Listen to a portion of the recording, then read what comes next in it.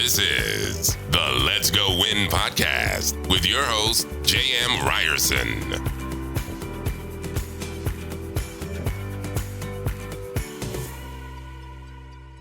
There it is. What's up, you guys? Welcome back to a Tuesday tune-up on the Let's Go Win podcast, where we are here to help you be happy, healthy, and wealthy. I will say really quick before I introduce our guest, I am in the middle of a 4-day water fast, if you will. So the brain's firing and yet misfiring at times. So just bear with me, but I'm really excited because the gentleman I'm going to bring on today, we're going to be talking about leadership. We're going to be talking about giving power back to more than just at the very top. And I'm so passionate about this subject.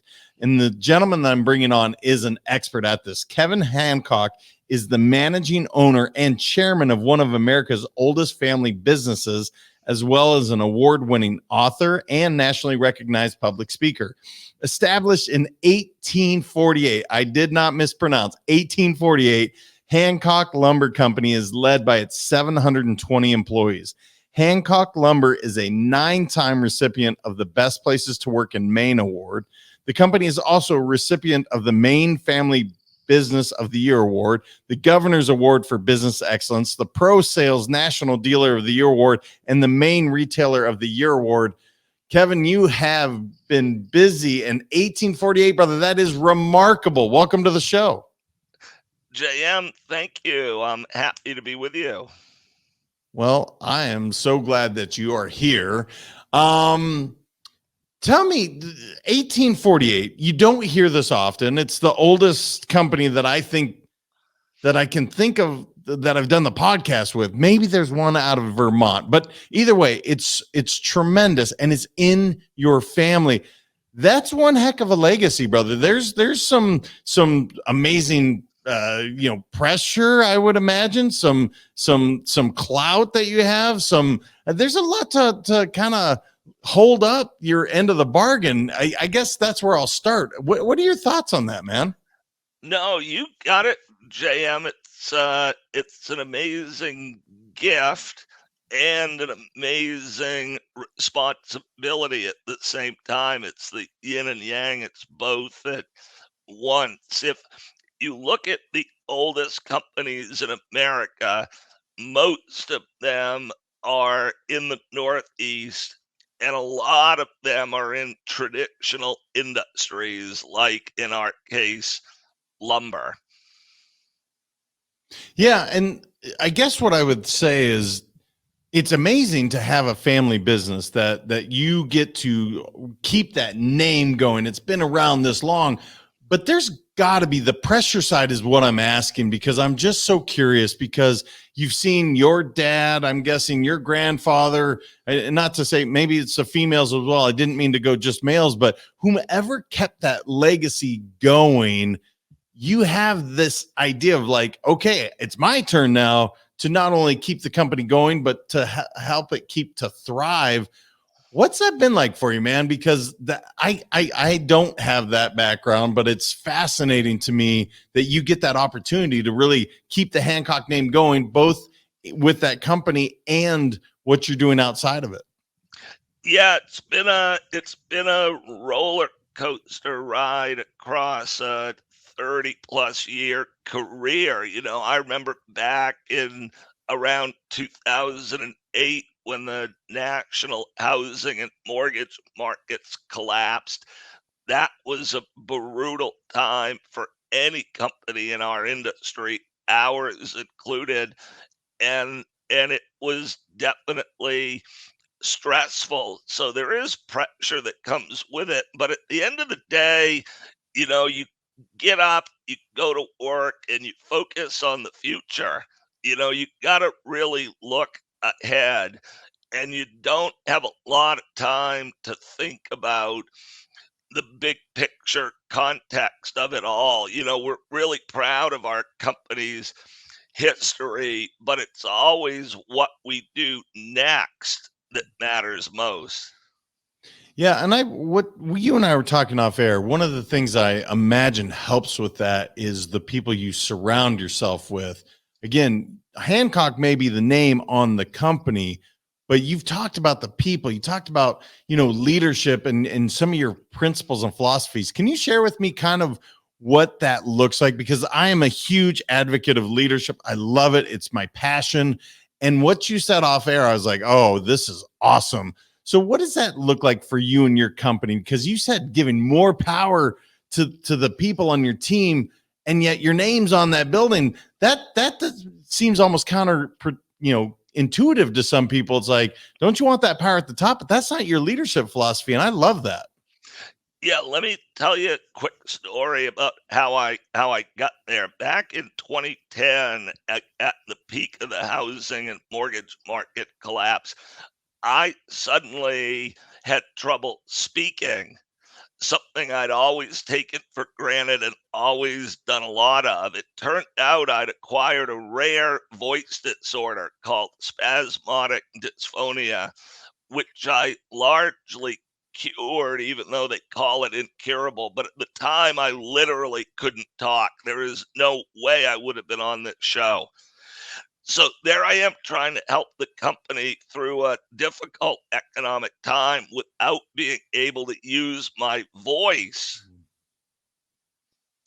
So people would come up to me at work. I'll give you an example with a question or a problem. And prior to my voice condition, I always would have given an answer, a directive, or an instruction. But now to protect my voice, I started saying things like, that is a good question. What do you think we should do about it? He or she would then tell me, and then I would say, that sounds good. Let's go do that. And off he or she would go, owning their solution to their problem. Now, what struck me there, JM, that really transformed the way I thought about leadership was having watched those exchanges hundreds of times. Here's what I recognize: people already knew what to do. They actually almost never needed a top down management centric directive. What they really needed was the encouragement and the cultural safety to trust their own voice. And over time, my voice condition, which I initially only thought of as a liability or quite literally a pain in the neck, I said, well, maybe it's an invitation. Maybe it's a gift. Maybe it's a blessing to lead differently in a way that gives other people a stronger voice. And I've been doubling down on that approach now for over a decade, and it really has transformed both the work culture at our company and the performance of the company itself. Boy, I absolutely love that. Not that you went through the challenge, and I'm sorry I didn't catch the exact name, but I'll have you repeat that. But the fact that you learned this amazing lesson of really empowering people around you, because as you said, they know the answer or they have the capabilities, but often we put these restrictions on people and they come to the leader and we're going to give them everything they need. That's not helping the company grow. So to take that, and I'm going to use air quotes, weakness, quote unquote, that you weren't able to use this powerful voice that I'm sure you always had and all this knowledge to say, you know what, that's a great question, and just let them run with it. What a beautiful thing to happen. Yeah, and the timing is ripe for it. I really think humanity is ready for a much different approach to leadership and a much different approach to what a work experience can and should be like. Let's go win. I was thinking about that before coming on your show, and I've really come to believe that in the 21st century, winning isn't winning unless everybody's winning. So the way you create a great company is first to make sure the people who work there are having a great experience. And if they're having a great experience, they're going to take world-class care of the customer and the company itself. And we've been in pursuit of that path for well over a decade. So it's not just something like I've written about or thought about. I've actually seen it in corporate action. Yeah, it's amazing. And I agree with you, man. That's let's go win. It is this. It's not a top wins and everybody gets the crumbs. It's like when everybody's winning, we're an abundant world. And clearly your family, your company knows that to last through all the trials and tribulations through the year. You guys have clearly embraced that. I want to shift gears for just a second, Kevin, because I always feel that when really tough, adverse things happen to us, there's gifts there. And I guess that would be what you're talking about with your voice, where, gosh, what I know, who I am, this powerful, strong thing that I've had forever, now it's gone. And I could be a victim, and that sucks. But it sounds like you really found that gift. Talk to me about your mindset when this happened, when the doctor says, hey, Kevin, you have this, not debilitating because it's not, but this challenge with your voice, and it's not repairable, you said, even though you've done the work, and clearly it is. But tell me where your mindset was when that happened, when that doctor first said, you are faced with this. Yeah, it really threw me for a loop. I'd always taken the ability to speak for granted and never really realized the obvious, that as a CEO, my voice was my primary tool, and suddenly I couldn't use it. So at first, it really threw me off. But over time, I started looking at how it was inviting me to change, how it was evolving my approach to leadership, how that was impacting positively others in our company and our performance. And I said, oh my goodness, of course, this is actually a gift. It allowed me to see the world differently. Thoughts drive behavior, and behavior drives performance. So if we want a different outcome, we've actually first got to take on different thoughts. And to your point, JM, I think this happens a lot in life. What feels like hardship, and on one level is is also often an invitation to evolve and learn to see ourselves and the world around us differently. Without different thoughts, we never get different behavior or different performance. Yeah, man, I want to go on this word for a second, because the word evolve, when I think of a company that again has survived through all of this, it really is remarkable. As you said, you existed before the cannonball, I think you gave as an example. But the word evolve and really being open, having that growth mindset, which really wasn't coined, that term wasn't coined until less than 20 years ago by Carol Dweck. But clearly your company, your family, your leadership, you guys have really embraced this idea and said, look, times are going to change. We're going to go through World War I, II. I mean, everything that you guys went through. Talk to me about that word evolve and what that's meant to you, your company, your all the members of your company, because clearly it's something that you guys have embraced and thrived in. Yeah, no, right. So when you're part of a company that goes back to the 1840s, I like to think about what we were doing in the 1840s. So there would have been men in the woods handling double-ended hand saws cutting trees that we would have then dragged to a river by oxen. And today we're a high technology company. So when you look at corporate evolution in big increments of time, the change is obvious.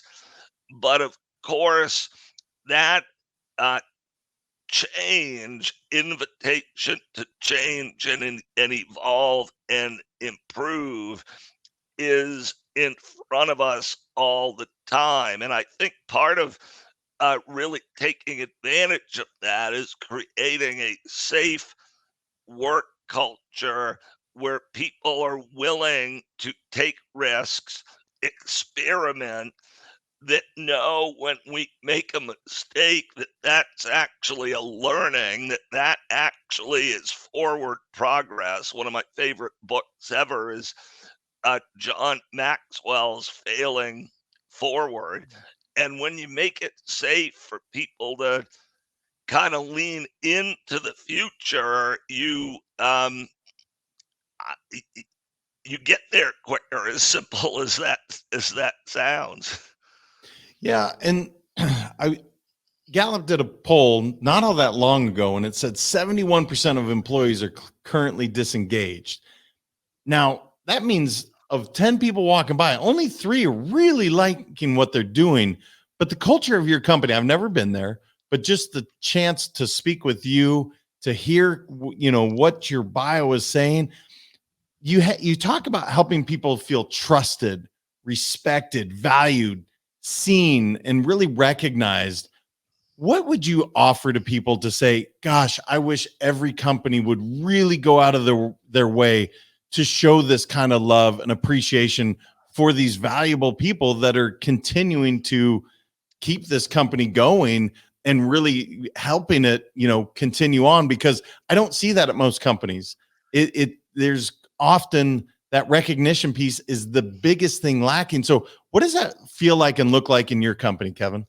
Yeah, great question. I'll address it this way.